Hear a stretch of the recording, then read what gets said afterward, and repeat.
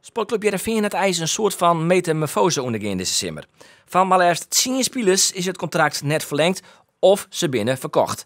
Erwin Mulder, Stefano Marzo, Jeremiah Sint-Juste, Joost van Aken, Lucas Bijker ben alweer verdedigers. Er komt nog bij Sam Larsson, Luciano Slagveer, Younes Namli, Willem Huizing en Dennis Johnson.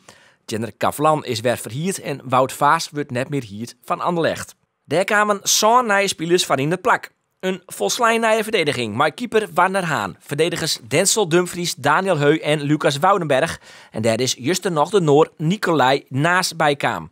24 hier verdediger of middenvelder en oerkaam van het Amerikaanse Columbus Crew.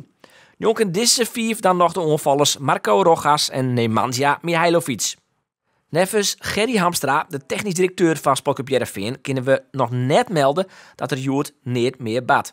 Maar met deze nieuwe selectie kiezen ze dat ze benamen verdedigend de gewoon wij net op efteruitgang binnen. En benamen op dat moment wie de versterking het nodig.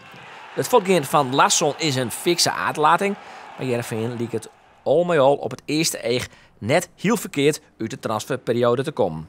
Het wordt metamorfose is echt van toepassing op Cambuur. Harm Seinstra en Leonard Nienhuis binnen keepers en verliert een Cambuur. Delvecchio Blackson en Javan Andersen binnen Fot. En het middenveld kregen de hutse klap. Maar het voortgaan van Erik Bakker, Jamiro Montero, Sander van der Streek en Stefano Lillipalli. Danny Bakker is verhierd on Dordrecht. En onvaller Sergej Hoefdraad, Michiel Hemmen en Tarik Tissoudali ga ik jou het flitten. Dat binnen mijn lijst 12 spelers. Maar Cambuur helle ik 12 nieuwe spelers. 2 nieuwe keepers, Jesse Bertrams en Erik Cummins. 2 nieuwe verdedigers, maar Martijn van der Laan en Sai van Wermerskerken. Een nieuw middenveld, Volslijnijs, maar Darren Rosheuvel, Matthias Schils en Brian Smeets. Van de midden is er nog Kevin van Kippersluis bijkaam. Een onvallende middenvelder van FC Volendam. En ik in de onval is er nogal wat bijkaam.